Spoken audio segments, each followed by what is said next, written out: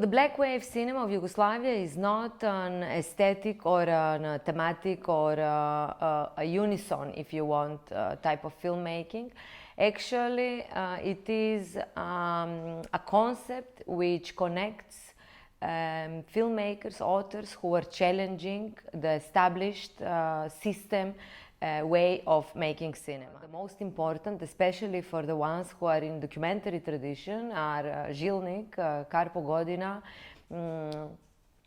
Vlatko Gilić, Mirza Idrizović, and of course Lordan Zafranović, who later turned more to fiction filmmaking, but who back then was really one of the most avant-garde filmmakers. They were revolting against the state in different ways.